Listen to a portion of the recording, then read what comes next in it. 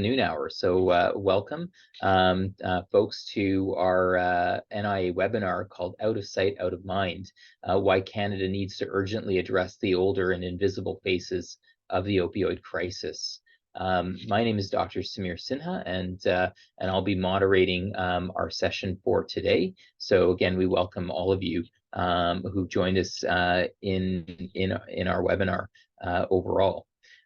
So I just wanted to share with you that today's webinar is going to be a great opportunity to delve into this latest report that the NIA just put out called Out of Sight, Out of Mind. I was proud to be one of the co-authors of this report, but we have the lead author, Matthew Downer, with us today, who will be sharing with us a bit more about the reports and its recommendations. We're also joined by two other folks. We have Marilyn White-Campbell, who's a geriatric addiction specialist. I'll read more about her bio in a moment. Marilyn is one of our expert reviewers of the report and is going to help us dig more deeply into this. And we're also very fortunate to have Moira Welsh. Moira Welsh is a veteran Toronto Star journalist who's leading their Third Act initiative in partnership with the NIA. And did an in-depth piece of journalism around this report as well, and the topic as a whole. And so we were looking forward to having Marilyn and Moira joining me and Matthew in discussion about this, and then obviously an opportunity for everyone here to also offer their to participate in the discussion as well. So over the next hour, we're going to start with the presentation where Matthew is going to help outline a little bit of the report. We'll then move into our discussion with our other panelists, and then we're going to invite you to participate. If you'd like to ask questions during our webinar today, you can use the question and answer feature. So you'll see that in your taskbar there. You can actually just type in a question that I can then recognize and ask as one way. And if you have any technical questions throughout the this presentation, feel free to ask in the any questions in the chat box as well. For those of you who want to look at the actual report as well during the webinar, in our chat function, Megan on our team has put in a link to the actual report itself that we'll be discussing today. So we'll go to the next slide. And again, just some housekeeping opportunities here. I just want to note that all audience member microphones have been muted. Again, if you have any questions for our speakers, you can use the Q&A box at the bottom of your screen. And again, if you have any technical issues, please let us know in the chat box as well. So I also want to start by, before we start our presentation today, just with a land acknowledgement. Toronto is in the Dish with One Spoon territory, and the Dish with One Spoon is a treaty between the Anishinaabe, the Mississaugas, and the Haudenosaunee that bound them to share the territory and protect the land. Subsequent Indigenous nations and peoples and Europeans and all newcomers have been invited into this treaty in the spirit of peace, friendship, and respect. And this is the treaty on which the NIA is based and conducts its work.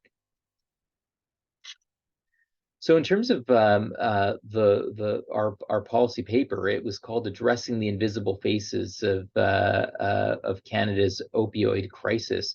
And as I mentioned, we have the lead author with us today, Matthew Downer, who's going to take us through the presentation, a presentation that speaks to this. Just to give you a little bit more about Matthew, Matthew's a medical student at Memorial University in Newfoundland, and he's also a PhD student at the University of Oxford, where he studied as a Rhodes Scholar. During his preclinical MD training, Matthew's research focused on improving rehabilitation and promoting healthy aging in older adults. Matthew also conducted research on opioid-related issues in communities across Newfoundland. He founded a medical student organization dedicated to tackling the province's opioid crisis and was a member of the Canadian Federation of Medical Students' National Opioid Task Force. At Oxford, he completed an MSc in epidemiology and global health before starting his PhD, which examines how multimorbidity influences outcomes in older adults with cerebrovascular disease. He's also an associate policy analyst at the National Institute on Aging at Toronto Metropolitan University, where he's worked on a range of health policy projects, including being the lead author for this white paper. So Matthew, I'll be your co-pilot with the slides, but I'm going to invite you to help the audience better understand this topic and what you worked on.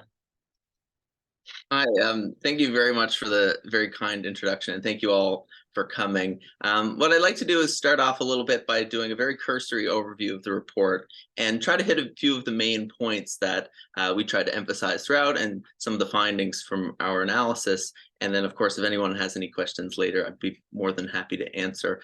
But I'd like to start off a little bit talking about the opioid crisis in Canada.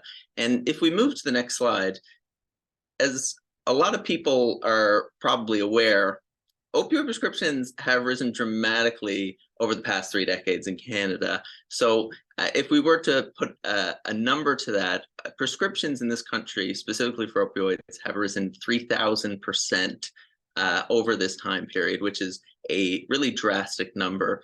Now, when we talk about the opioid crisis, a lot of the attention, and rightfully so, often is spoken towards street opioids and fentanyl and carfentanil and other derivatives that are incredibly potent that are driving the overdose crisis in this country. But I'd like to focus a bit more on prescription opioids today, and through this presentation, I'll talk a little bit more about why. But if we look solely at prescriptions opioids sold in this country, over 20 million scripts are written for opioids every single year in Canada, which really is a staggering amount.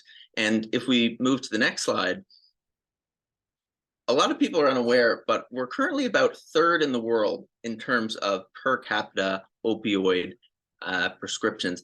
We have seen some modest reductions in the number of opioids prescribed in this country in recent years due to ongoing efforts across the country, but we are still very high opioid consumers. So to contextualize this a bit more for everyone, still about 1 in 8 Canadians are prescribed an opioid every year, and that translates to about 10 to 15% of all prescriptions written in most Canadian pharmacies, which is quite a large amount of opioids being given out every year. And the reason I'm focusing more on prescription opioids, and we talk about this in the report, is that older adults are much more likely to use prescription opioid versus street or illegally sourced opioids, if you will. There's not a lot of data that's available specifically on this, but some existing research suggests that less than 2% of older adults in this country use opioids from non-prescription sources. So that's why a lot of this report focuses on prescription opioids, and we'll delve into that a little bit more. So if we could change to the next slide. And another thing that I'd like to contextualize a little bit more is the staggering burden of opioids on older adults in this country. And when I say burden, I mean a few things by that, and we discuss this in a few ways in the report. If we could flip to the next slide, this is something that I think a lot of people, at least in my experience, are unaware of, but older Canadians by far bear the largest burden from opioids, as I said, mostly stemming from prescription sources. And the main reason that older adults in this country are prescribed opioids is for chronic pain. Research suggests that up to half of older adults living in the community have some form of chronic pain, and that number increases up to about 70% of people living in long-term care have some form of long-term pain. Now, of course, living with chronic pain is associated with a host of negative health outcomes, and we need to treat it. It's certainly associated with a very strong loss of quality of life. So the use of opioids is very relied upon, if you will, in this country to treat pain in older adults. But when we talk about burden as well, they also have the largest amount of side effects from opioid medications. And also when we talk about being prescribed so much, as we outline in the report, and I'll discuss a little bit later, there's very much a false perception that older adults are less likely to become addicted or misuse opioids, and that we know also contributes to some of these very large volumes being prescribed. But altogether, and as some of our analysis has shown, there's a very high proportion of older adults in this country being prescribed opioids, and there's also quite a lot of harm going on as well. If we could flip quickly to the next slide. when older adults consume opioids, although they're the most likely group in this country to take a prescription opioid, they're actually the most likely to also experience harm from that prescription opioid, whether it be an overdose or a hospitalization, or essentially all-cause death related to taking a prescription opioids. Globally, when we look at deaths in older adults directly related to drug use, 3 out of 4 of those deaths are directly related to opioids. And recent studies suggest that about 8% of all hospitalizations in older adults in this country are directly related to mostly prescription opioid usage. And there's a few reasons for that, and we outline this in the report, but metabolic changes are a key thing that kind of predisposes older people to not be able to be a bit more frail, if you will, to opioid prescriptions. As older adults get older, the metabolism slows down, and then opioid consumption can be more dangerous. And older adults also take more sedative medications, which can also increase the risk of harm. And older adults also tend to have more pain than younger persons, leading to the need for higher doses. So we try to break all of this down in the report, but needless to say, although they more commonly are prescribed opioids in this country, they're also at the greatest risk when consuming prescription opioids. So it becomes a bit of a double-edged sword phenomenon that we tried to kind of thread the needle when we discuss this in the report. If we can move to the next slide, something that I think a lot of people don't appreciate in Canada, and I've seen this as well throughout my medical studies, is that a lot of people don't think that older adults suffer from opioid addiction, or opioid use disorder is the formal term for the disease. And it's very under-recognized in Canada, and there's very little data and research on this. Data from the US suggests that in recent years, there's been over 200% increase in older adults diagnosed with opioid use disorder, and the rates of emergency room presentations there related to this have skyrocketed. But there's also a lot of stigma around this, in the sense that many people don't think that older adults can become or are addicted to opioids. A lot of treatment for opioid addiction in this country is very much geared towards younger adults. We tend to screen less in clinical practice for this in older adults. We know they're less likely to access harm reduction services, and if they do, they're more likely to be stigmatized. So when we think of the face of the opioid crisis, and we think of the media and everything that's been written on this subject, I would challenge people to find a handful of articles that talk about this issue in older Canadians, but there are thousands of articles written about the opioid crisis, predominantly talking about younger Canadians. And of course, that is an absolute epidemic in this country, but we also need to be talking about older adults. And it's a very nuanced issue that we believe has been under-recognized, and we speak in great detail about this in the report. So if anyone's interested, I'd really encourage you to go and look at what we explored there in the writing. If we could move next to one of the graphs. So what we ended up doing is we ended up getting data from CIHI to try to address some of the gaps in the research. And if we flick to the next slide, just to contextualize this for everybody, this is one of the graphs that we did looking at older adults who were opioid beneficiaries across provinces and territories from 2015 to 2020.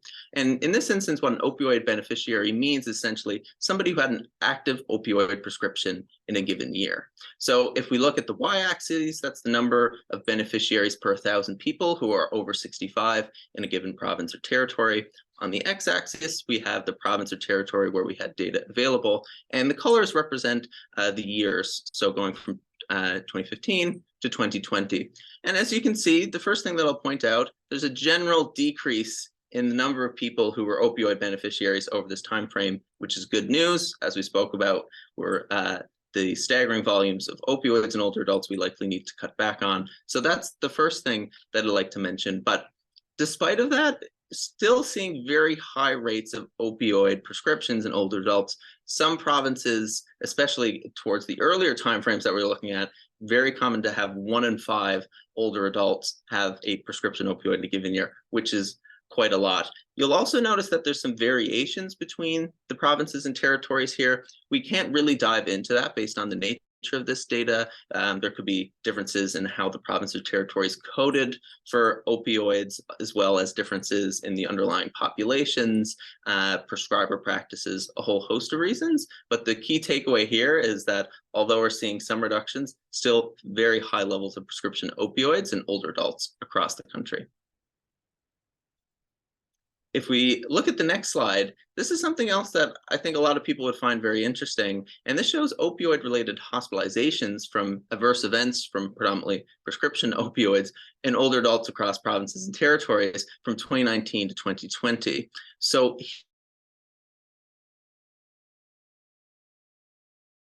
per 1 million Canadians due to adverse events. So what this means is if you look across the x-axis, again, we have the provinces here. Unfortunately, there's no data on the territories. And here we have the age groups actually are the different colors going from 18 to 44 all the way up to 85 plus. And you can see that 85 plus group, the incredibly high rate of opioid related hospitalizations. And all adverse events means in this instance is predominantly an adverse side effect related to a prescription medication, whether that be an overdose, whether that be a fall, whether that be serious constipation that requires hospitalization. But I think this really nicely visualizes that point I was trying to make earlier about just how high the risk of opioid use can be in older adults, particularly when it seems like we aren't talking about it very much at all. So trying to bring that all together, one thing that we talk about in the report is the need to re-examine pain management strategies that both current and future prescribers are being taught for older Canadians.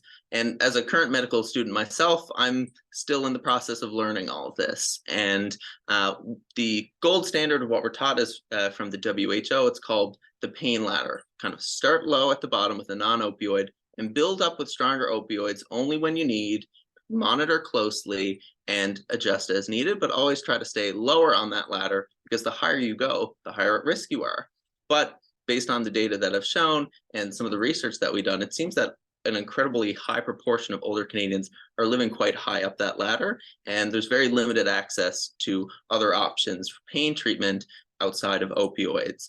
And unfortunately, there's also been a recent update for the Canadian medical curriculum on opioids in response to the opioids crisis, but they didn't include any section on older Canadians, which, as I think we rightfully point out, is a bit of a gap because, again, as the people who are most likely to receive a prescription for opioid and also the most likely to be at risk from adverse events or outcomes from that, it's really a double-edged sword. But unfortunately, the guidance just isn't there, as well as some of the research and policy to be implemented in practice. So that was really one of the core tenets that we tried to address with this report. So taking all of this together, we try to wrap up in our writing by asking what's being done to respond to Canada's opioid crisis, and where do or where should older Canadians fit within that response.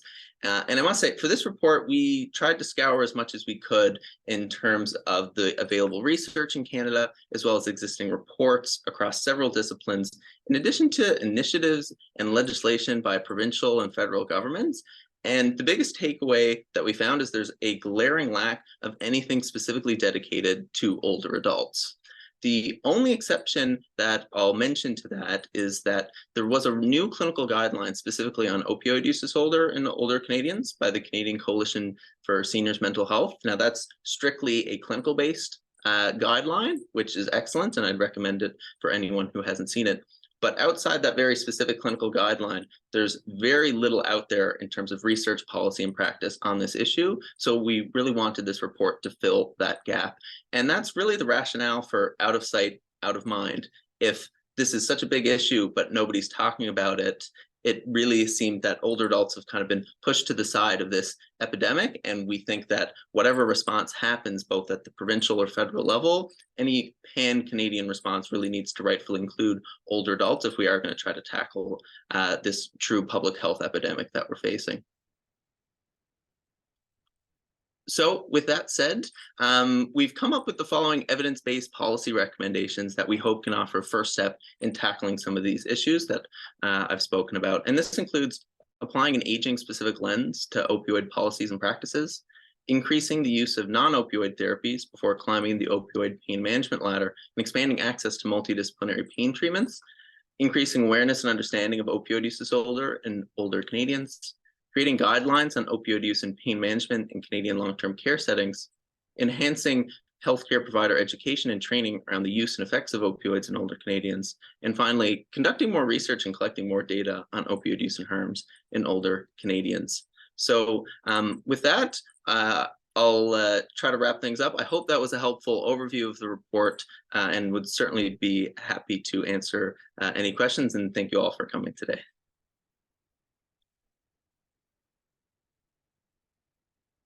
Thank you so much, Matthew. That was an excellent overview. So for those folks who have not had a chance to review the report in depth, again, we put a link to the report in the chat, but then that gives a nice overview of kind of all the work that was done. I think, Matthew, it took you almost 2 years to help put this entire report together, to do the data analyses, a lot of original hard work here, and but really one that helped to really frame kind of a very, very important discussion. So thank you. And what I want to do now is actually invite our two other panelists in on the conversation. The first person I want to introduce is Marilyn White-Campbell. Marilyn White-Campbell is a clinical geriatric addiction specialist with Baycrest long-term care behavioral supports outreach teams. She is the provincial lead for the Behavioral Supports Ontario Brain Exchange Older Adult Substance Use Collaborative, and has recently launched Cannabis in Older Adults Know the Facts. Marilyn is a co-investigator with the Canadian Coalition for Seniors Mental Health project, which established 4 national clinical best practice guidelines for substance use disorders in older adults, and is the co-chair for the Alcohol Working Group. She is a recipient of the Ontario Psychogeriatric Award for Excellence and a recipient of the inaugural Seniors Mental Health Outstanding Care and Integrated Practice Award from the Canadian Academy of Geriatric Psychiatry and the Canadian Coalition for Seniors Mental Health. So with over 35 years of clinical experience working with older adults with substance use disorders, she's recognized as a pioneer in the field of geriatric addictions. And so now you know why we wanted not only Marilyn to be a part of the panelists, but Marilyn also agreed to serve as an expert reviewer of the report to make sure that we were framing the issues properly and that we had meaningful and impactful recommendations and all the right evidence in front of us. So Marilyn, welcome. And I'm also going to introduce our other panelist joining us today, who's Moira Welsh. Moira Welsh is a Toronto Star journalist and the Star's lead on its project called The Third Act, which challenges governments, policymakers, and institutions to improve the ways we live our later years. Moira is the author of Happily Ever Older, Revolutionary Approaches to Long-Term Care, and has written extensively on the issues related to older adults, along with social justice, health, and the environment. Moira has 3 national newspaper awards for Toronto Star investigations. She was also a finalist for a Michener Award for Meritorious Public Service Journalism, the Justica Award for legal reporting, and the Canadian Hillman Prize for investigative journalism in service of the common good. And part of Moira's connection to this of this topic was featuring this report in one of the articles she recently wrote in the Toronto Star that really featured that, and hopefully we can put that article in the chat so that folks can take a look at that as well. So Moira and Marilyn, welcome, and for joining Matthew and I as well. But Matthew, I'm just going to start just because you gave a really nice overview here, but I just had a few questions for you, and then I'm going to invite Marilyn and Moira to answer a few questions as well on what you presented. But you mentioned you helped lay out the issues, but I want to know, has there been any research done on older adults' knowledge and perceptions around using opioid medications? Because we certainly have outlined that there's this huge burden, and it seems like prescribers are prescribing these medications, but where do older adults stand on this? Has there been much work on that? Yeah, I think that's a really good question. And the unfortunate answer is not really in Canada. We have very little data in Canada understanding older adults knowledge around opioids that they might be prescribed. But there's a big national survey in the US, the National Poll on Healthy Aging, based on out of the University of Michigan, and they did a bit of a deep dive on this a couple of years ago, and some of their findings were a bit concerning because they found a pretty pervasive lack of knowledge around opioids in older adults in the US who were using opioids. And some of the examples that they cited were a lot of them didn't know about the risk of overdose or what to do if they knew someone or they thought they might experience one. They also didn't know that much about side effects or the risk of addiction. And they also found that a lot of clinicians didn't adequately warn a lot of the patients about all of those really important issues when they were prescribed opioids. The other kind of key thing that I found coming out of this that was really interesting was around opioid disposal. And I couldn't find much of this in Canada, but it also talked about how a lot of older adults hold on to unused opioids in their home because they're afraid that they may have pain in the future and they want to have them there. And also the recommended methods to get rid of opioids may be inaccessible, particularly for people who live with a disability or have mobility issues, because, for instance, you're not supposed to flush them down the toilet. Complicated within that is the fact that holding on to opioids, we actually know can be dangerous if people know that someone has unused opioids in the home. So interesting I would really like to see some Canadian data on this issue, but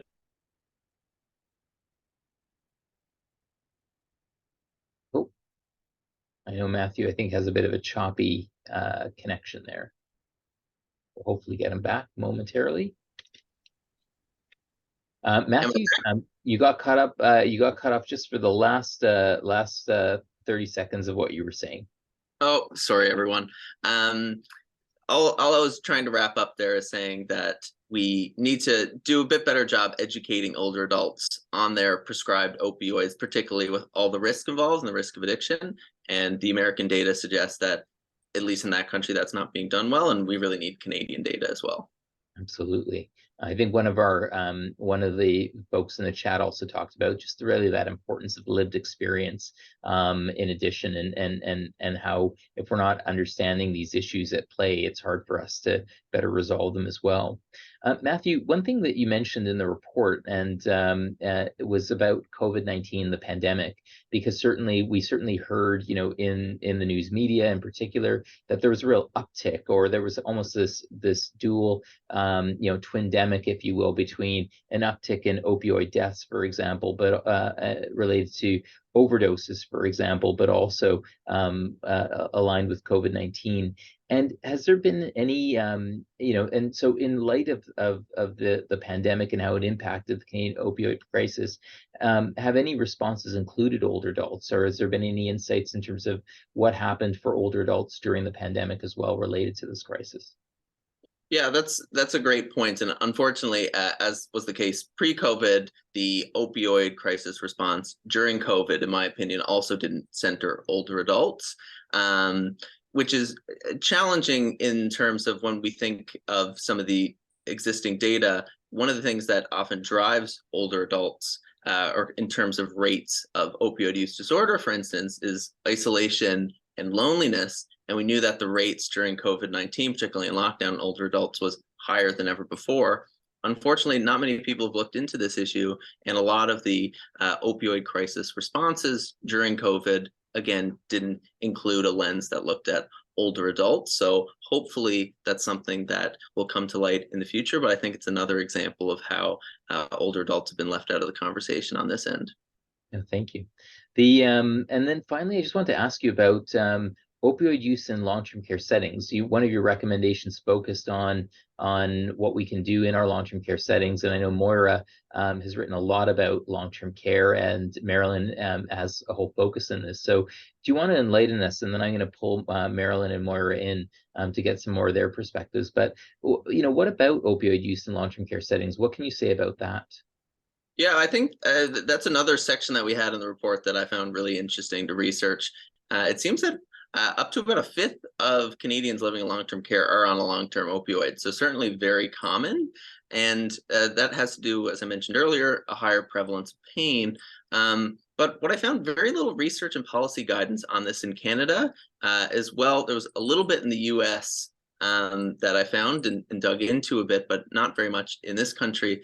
And the hard thing about it is that I started reading into is, in terms of the side effect profile of opioid medications, you really need to monitor very closely. But a lot of older adults living in long-term care are well managed on opioids as well. So it becomes a really good example of that fine line that I talked about earlier, in which we need to control the pain, we need to really monitor opioids closely, try not to overly rely on them if possible. But it seems that there's very little guidance to kind of navigate that double-edged sword in Canadian long-term care settings. And layered on top of that is the high prevalence of dementia in Canadians who live in long-term care. And further to that, there's evidence that we actually undertreat a lot of pain in Canadians who have dementia in long-term care. But again, the lack of guidance on this issue, I think, is a bit concerning. The final point that I'll mention on this, and we'd heard this from a couple people, is that there was instances of long-term care settings in this country refusing to admit older adults who lived with opioid use disorder, particularly those who are on opioid maintenance therapies such as methadone. And I couldn't really find any policy guidance on this as well. But again, if we don't have much of an awareness of this issue in older adults, we're not going to be able to rightfully serve them as they deserve. So I thought that was another interesting issue. And long-term care is certainly on something on the list that we need to update the policies, and we also need better research on this end. Thanks. And Joanna notes in the chat that she works with 60 different long-term care homes, and she said there's quite a bit of opiate use. And she says med seeking, for example, and she said we're definitely under treating, but there's also some overuse as well. And I think this is a great point to now bring in Marilyn. As I mentioned, Marilyn is a frontline practitioner and has particular expertise in the area of long-term care. So Marilyn, you've heard what Matthew has written about, you reviewed the report, but you have an area of specialty in long-term care settings, for example. So what have you, excuse me, what have you noticed in our long-term care homes specifically related to opioid use disorder? And can you speak to this intersection between substance use disorders and long-term care settings, and especially with what Joanna has, kind of said is one of her experiences from being on the front lines? How do you thread that needle, and what are your thoughts? Oh, and you're on mute right now, Marilyn. Thank you. Great question, Samir. Great report. Great work on this report, Matthew. Yeah, in terms of the long-term care setting, it's kind of a double-edged sword, because if you have somebody who's admitted to long-term care and they have a history of a previous history of any type of addictions, there's a bit of stigma that happens when they come into long-term care. They often do. You're right, Matthew. They do get sometimes screened out or refused admission to long-term care because of a lack of understanding of opiate use disorder in older adults, and again the stigma, and also even around the whole issue of using the different types of treatments. So, for instance, methadone. Methadone is not commonly seen in long-term care homes. It's a little bit tricky. Not all homes are able to support someone who is on methadone, and it may be because there's no one that's trained in dispensing methadone. Sometimes it's the pharmacies themselves that are not brick and mortars. They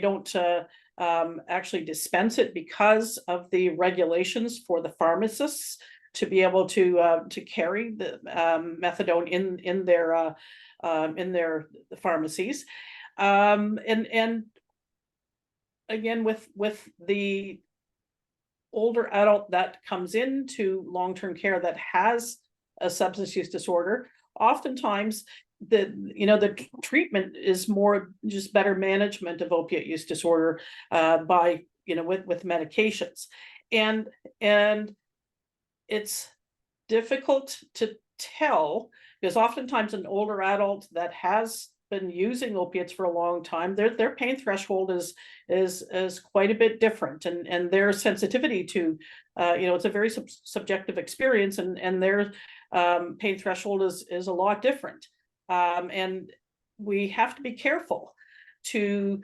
when we have somebody who's at the nursing station asking for their medications, are they drug seeking or are they pain relief seeking?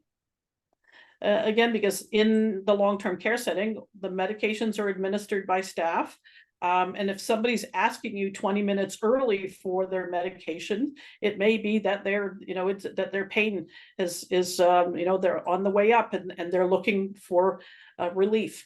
So it's a bit of a challenge. So opiate use disorder and any substance use disorder for people going into long-term care, it's often a barrier to people getting accepted. And unless there's a really good transition plan, oftentimes they don't get accepted and they wait a long time to get into long-term care. No, absolutely. And we have Joanna also commented in the chat that she had a patient recently admitted to a long-term care home and had severe opioid and benzo addictions, for example, and was in severe withdrawal. And she just said that there really was little understanding of how to support her. So really a real knowledge gap. And I think that's something that as a reviewer, you help give us insight onto some of the work that you do with the Canadian Coalition for Seniors Mental Health. You've been involved in writing guidelines. And I think one thing that Matthew had pointed out was that there are some guidelines or guidance in the United States, but we don't actually have any clear guidance for folks working in long-term care settings around prescribing opioids. And is there, in terms of that and other recommendations that we had in the report, was there any particular recommendations that resonated the loudest with you? You might say all of them, or you might say there was a particular one that was meaningful related to the work that you do on the front lines. Well, I agree, all of them. They're all great recommendations. But I do think that they do need specific guidance for long-term care around pain management in the long-term care settings. I think that overall in the healthcare sector, just providing an increasing education, training and education on the effects of opiates in older Canadians. We're starting to do that through in geriatric psychiatry, offering actually the first geriatric addictions training in addictions for all of the geriatric psychiatry residents across Canada in their 5th and 6th year. So it's happening slowly, but I think it can't happen fast enough. So those are again really key. I think the key recommendations, and certainly we do need more research on opiates in older adults and the harms associated with opiate use. Absolutely. So thank you very much. And now I want to bring in Moira. Moira, again, you come from this not as a healthcare practitioner, right? You come from this with your journalism lens on, and so as part of your work in writing the third act and delving deep more into this issue, this was a topic that kind of piqued your interest and led you to write an in-depth article. But when you started venturing into this, with your lens as a journalist, what I'm going to ask you, what didn't you expect to find going to the report based on kind of all the common things we've heard about? What didn't you expect? What was the most surprising thing that you may have found about writing about this topic in this age group in particular? Oh, thanks, Samir. And just to say from the top that of all the third act stories I've written, I think this one relied most heavily on the research from the report. So shout out to Matthew for all the great work that he did. And I knew that this report was coming, but I found it, and my editor found it quite fascinating, how counterintuitive it was to realize that the vast majority of prescription opioids were written for older adults. And when you do stories, what you're looking for are pieces that will draw the attention of readers in order to get a conversation going, perhaps to raise issues that lead to change. And that is my goal at the Star and my colleagues across the media. I know we all feel the same way. So in this case, it really did capture the public's attention. This simple fact from the outset. And of course, there were much more research was layered into the story from the report. But the piece that we're missing, that we're not talking about, and I know, Samir, you were quoted in the story calling it the silent epidemic. But I think that's a big piece of it. What I found really interesting were the comments at the end of the story after it was published. And there was a very lively discussion about the use of opioids among older adults. And some people were very wedded to their prescriptions, talking about chronic pain, and others were discussing other opportunities, as pointed out in the report as well, acupuncture or perhaps massage or other possibilities that are lower on the ladder. But not everybody can afford those. So it got a really sort of lively conversation going, which I think is sort of the first piece of discussion towards change. Well, thank you, Moira. And one thing that I know Matthew raised in the report, and I think you also focused on in your article, was this notion of ageism. And is this an ageism related issue, right? You know, like, why have we found ourselves in this really, as you said, this bizarre situation where it's just kind of, it's something that nobody really appreciated is happening.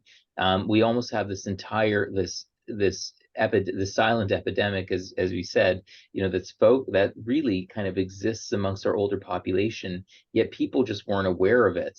Do you focused a bit on this in the article. I know Matthew wrote a bit about this as well, but how much do you think that ageism has a role to play, you know, in this issue? And, you know, from your perspectives of writing about ageism in other settings and in healthcare in general, and just kind of in society, do you think that has a role to play in terms of why this has been, if you will, a silent epidemic?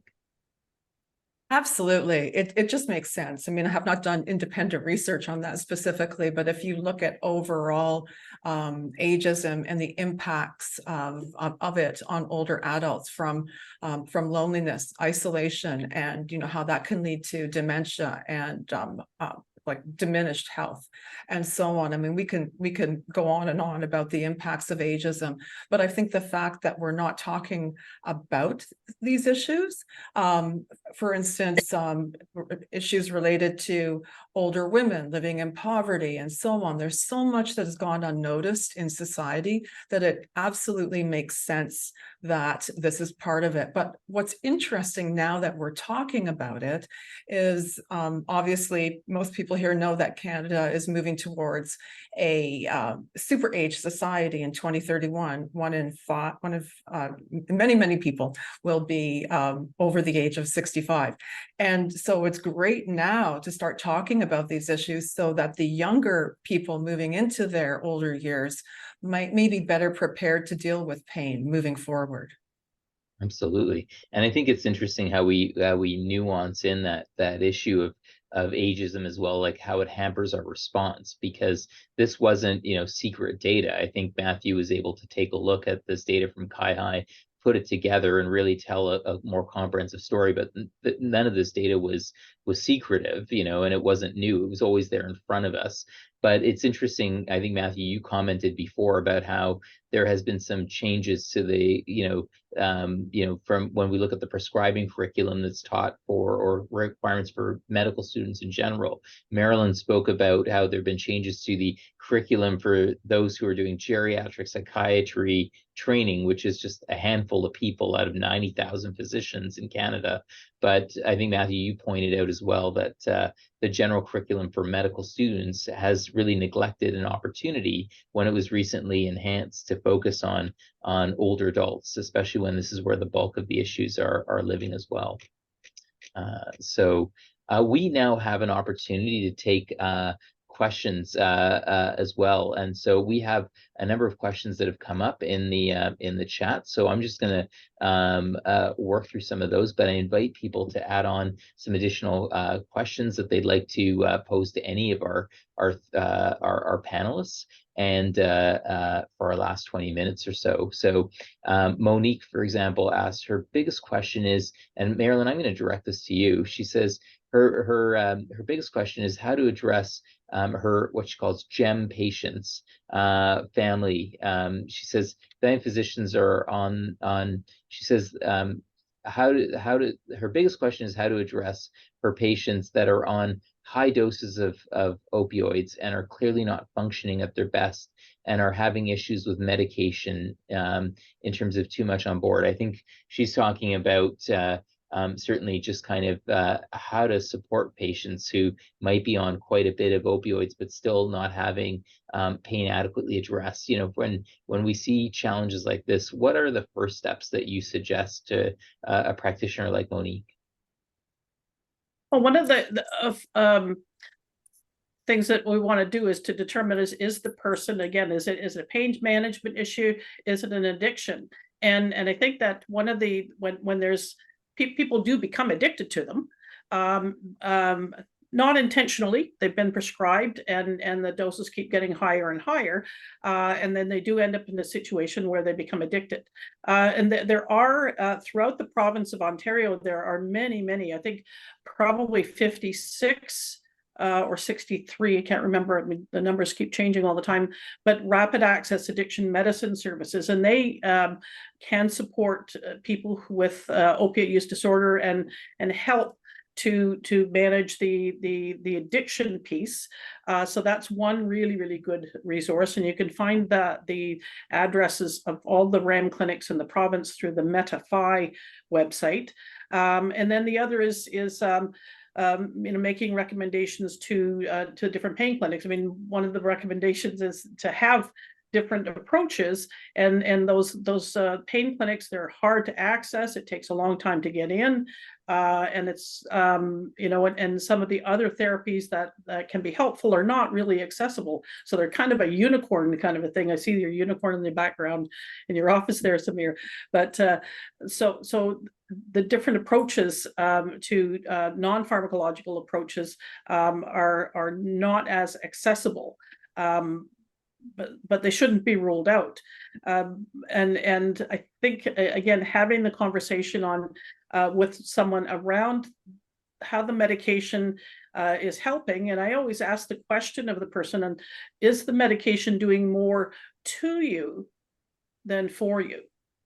And that's a really important point of conversation, so that the person can recognize whether or not it's the medication that's causing the harm, or is it helping, or is it hindering? So that's very helpful. We have one of the attendees also kind of ask, again, with that framework of what is it doing for you or to you, for example. We have an older attendee who says, what should I do to protect myself as a senior going into major surgery where opioids are routinely prescribed? I know there's a course online with Coursera.org about opioids, but I can barely get any response from major teaching hospital for a surgical date, let alone advice. And I don't want to go to patient relations since it might backfire. So again, from this standpoint of an older person who is looking for advice, what would I'll start with you, Marilyn. Is there any advice you would give to this person, for a resource or suggestions for how to best manage their pain around their forthcoming surgery? Well, I mean, the one thing is that opiates do treat the pain. They're good for those conditions. And most people, if you're being treated for the pain, sort of post-operatively, it's usually for a short period of time. It runs into a problem when it becomes chronic use, and you develop dependency. So there are some handouts or little brochures in the Canadian Coalition for Seniors Mental Health under the opiate guidelines. You might be able to pull some information there from that link. And I think I put the link in the chat box for the guidelines. And the other is to, around sort of there's the deprescribing network as well that might have some non-pharmacotherapeutic approaches. But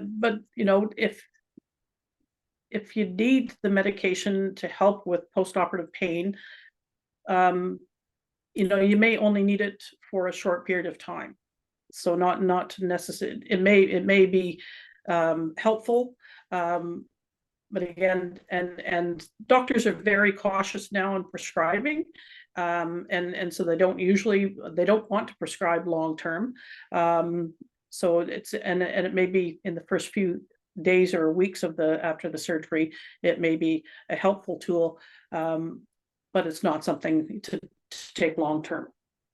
And I would say, and maybe the advice I'd give, I'd build on what Matthew had said before, is that when it comes to managing pain, especially around an anticipated surgery, this is where we sometimes see a person's interactions with opioids start. So I think Matthew talked about, what we're taught about and speak about in the report about this idea of the pain ladder, for example. So I usually, again, as a patient, you should be engaged in what you're being prescribed, and proactively with your physicians who will be looking after you, with pain management specialists who might be involved. One way an older person can be quite active is just say, first of all, for my management of the pain, are we maximizing non-opioid agents first, right? What are we doing in that way? So certainly in our practices at Sinha and UHN, in the services that our geriatricians are involved in, we really promote the use of non-opioid medication pain agents first. So we try and use topical agents, for example, from our localized pain. We emphasize the use of things like acetaminophen, for example, also known as Tylenol, just to maximize the use of that. And then, as Marilyn was saying, additionally, if needed, there's an opioid there, but we don't just start with the opioids and forget the other non-opioid mobilities. And that lowers the potential amount of opioids that someone might be exposed to and potentially their complications, and helps to get them off sooner as well. So that's just some of our approaches. But Matthew, as you're learning and starting your clinical rotations, is that kind of your approach as well, or any other thoughts there?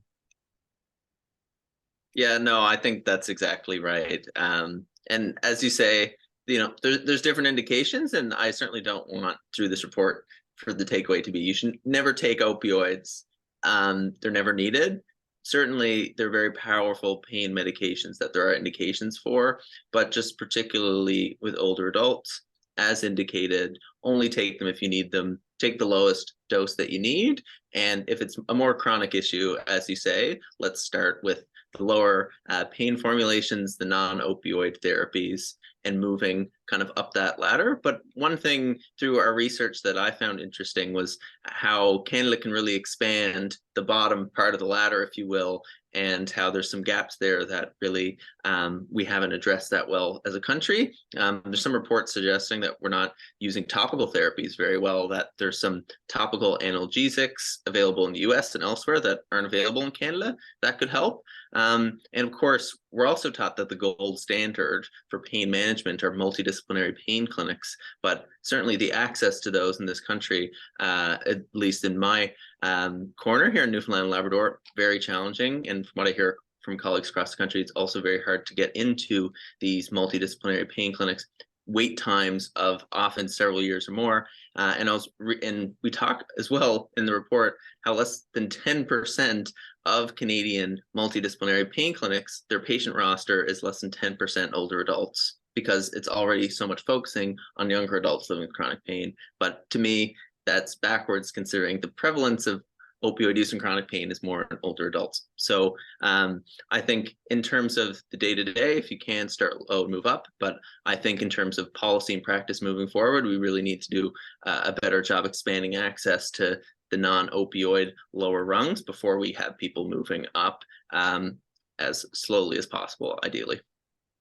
I just want to note, thank you, Matthew, and I want to note that Pat Petrella has also noted that the Canadian Medical Association, the Canadian Medication Appropriateness and Deprescribing Network, CADEN, is a group of clinicians, educators, and people with lived experience, policymakers, and researchers who are working together to produce, share, and apply information, promote the safe and appropriate use of medications. And she also notes to visit the deprescribingnetwork.ca. So again, some additional resources there that we can, I'll ask our team to just to put that note from Pat in the chat, just so that everybody can see that there from that piece as well.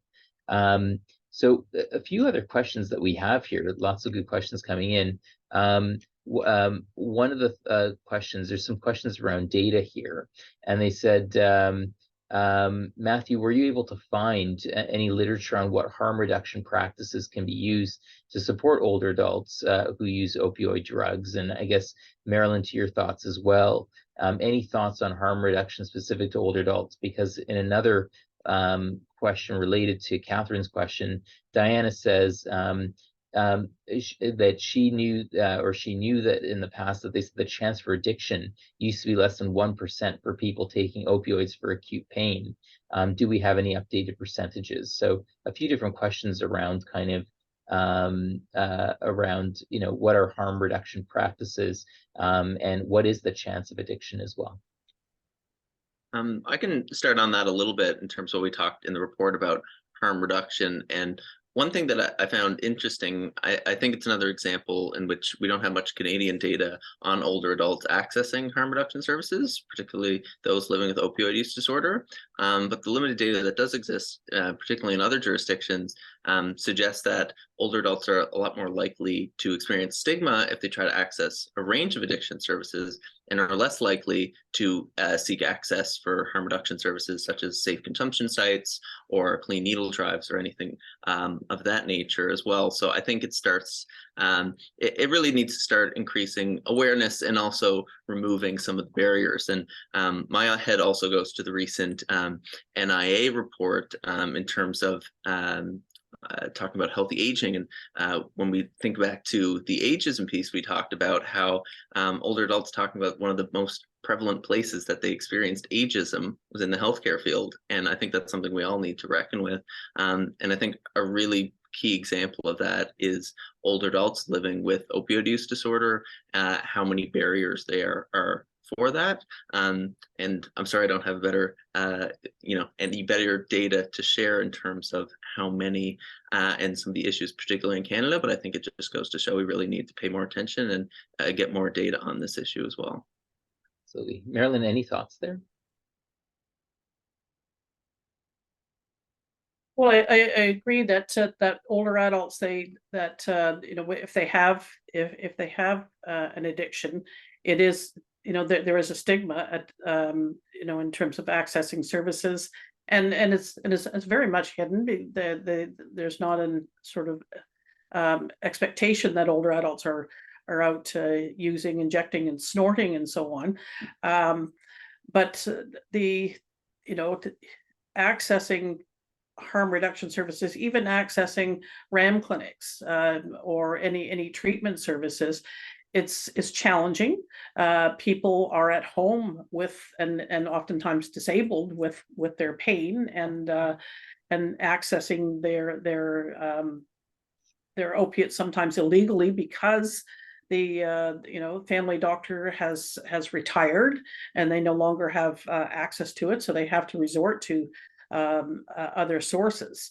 So there's a bit of there's stigma, there's ageism involved here, and people are left high and dry without supports, and that certainly contributes to again the fact that this is a hidden epidemic.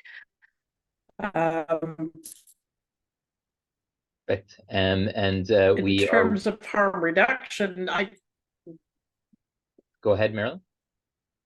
Go ahead. No, just in terms of harm reduction, are we asking and making sure that people are safe and have access to naloxone kits and safe equipment? It's not often offered. It's even questionable in long-term care homes whether or not that's part of the sort of arsenal of tools. And okay, thank you, Marilyn. So we have and so some other great questions that have come in. I will let Marilyn and Matthew look at those in the chat as well. I know we are coming to our last moment here as well. So I just wanted to first of all thank Marilyn, Moira, and Matthew for joining me today just to talk more about this report. We've certainly, I think Moira mentioned that really that this was kind of an interesting topic, from a journalistic perspective, because there was just kind of, again, it was just this hook that, wow, this is kind of a silent issue that we haven't really been focusing on, and how it's really promoted a real interesting dialogue amongst Toronto Star readers, for example, and others, who are starting to explore this. We've now had a flurry of new questions that have come in, and I'll invite Matthew or Marilyn to also take a look at those as well. But at least we're starting an important conversation today, and I think that was the key point of today, and really appreciate people for taking the time to attend our webinar today. We do have an upcoming webinar looking for that'll be related to our forthcoming report next week, looking at the new RSV vaccines for older adults, and what adults over 60 and older and their care providers need to know. That will be I'll be moderating that panel, and that will be a discussion with Dr. Marla Shapiro and Dr. Zane Shagla as well. So if you'd like to register for that, we're just putting the registration link in the chat, and folks who have heard about today's webinar will also be invited through an e-blast around that forthcoming webinar as well. So we welcome you to sign up for that one. And I want to thank everyone again for attending today's session. If you want to access the report featured in today's webinar and learn more about the NIA's work and future events, including the next webinar that I just mentioned that's forthcoming, please do visit us at NIA or niaging.ca. So thank you very much again, and I hope everyone has a great day.